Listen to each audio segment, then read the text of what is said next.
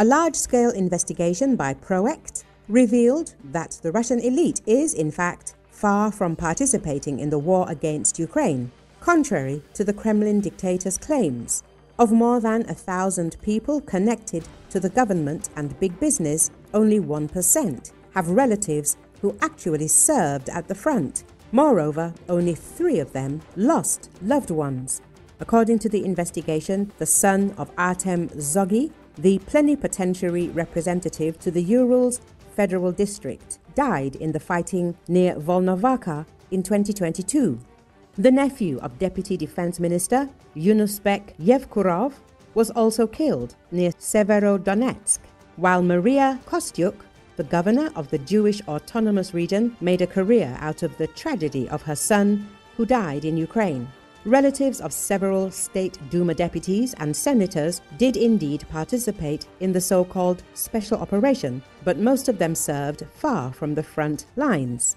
For example, Anton, the son of Deputy Dmitry Sablin, fought in a unit created by his father specifically for members of the Moscow elite. The son of another United Russia member, Viktor Vodolatsky, held a cabinet position in a rear battalion. Some war veterans volunteered not out of conscience, but out of necessity. For example, the cousin of Deputy Andrei Gurulev went to the front after a criminal case was opened against him. And the wife of Deputy Oleg Kolesnikov decided to support her husband by volunteering, although she soon returned home.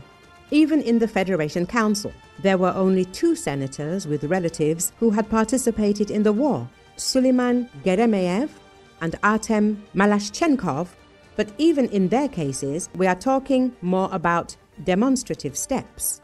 The investigation places particular emphasis on the hypocrisy of Kremlin propaganda.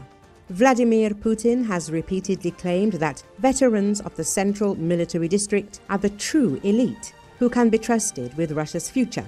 But the facts show that neither Putin himself nor his entourage are willing to pay with the blood of their children for the war unleashed by the Kremlin.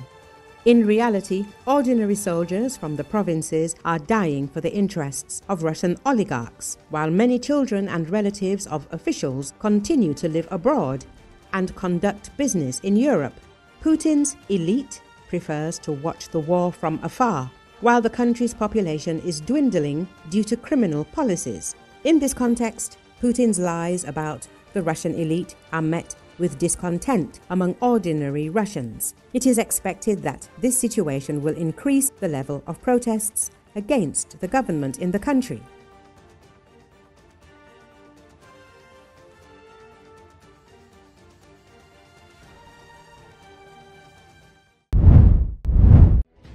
Russian troops are being eliminated in the northern part of Pokrovsk in Donetsk region, and the most intense battles are unfolding within the industrial area. Russia continues to assault with rapid small groups to enter, entrench, and conduct further offensive operations. Russian forces are exploiting heavy fog and poor weather to push light vehicles into southern Pokrovsk. Ukrainian sources confirm the conditions are hampering drone operations, making it harder to spot and strike Russian movements. Currently, our military is destroying the enemy in the Pokrovsk region, where the situation is difficult but controlled. The Russian army does not abandon attempts to storm with rapid small groups to enter, entrench, and conduct further offensive operations. However, all of this is being detected. Of course, there are difficult situations caused by certain weather conditions when the enemy can break through in fog or rain, but we detect and destroy them. Russian invaders suffer significant losses. That is, active defense is underway, Lubomir Zyka, commander of the recruiting group of the 152nd Separate Jaeger Brigade staff, stated. The press service of the 7th Rapid Response Corps of Ukraine's air assault forces reported this, providing an update on the situation in Pokrovsk and Myrnohrad. The 7th Rapid Response Corps of the Air Assault Forces is holding its defensive line. Over the past week, Ukrainian troops eliminated 236 Russian soldiers and wounded 136 others. The defenders also destroyed 1 tank, 3 armored combat vehicles, and 23 units of auto and motor equipment, the statement said. According to the air assault forces, Russian forces continue to intensify assaults on Ukrainian positions within the Pokrovsk agglomeration. Ukrainian forces are preventing Russian troops from gaining a foothold in the multi-story buildings of Pokrovsk, which the enemy seeks to use as dominant heights. This resistance enables other defense forces units to carry out clearing operations in the city. Russian troops are being eliminated in the northern part of Pokrovsk. The fiercest battles are taking place in the industrial zone.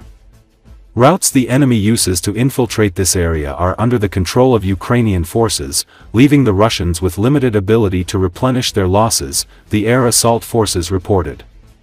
In this case, soldiers of the 155th Separate Marine Brigade showed footage of enemy targets being hit by FPV drones, according to the brigade. Every strike you see here is an act of heroism.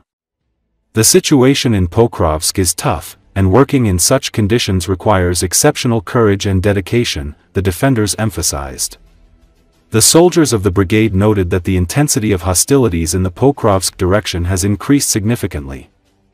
They continue to detect and destroy Russian assault units. We are working both in the city itself and on its southern approaches.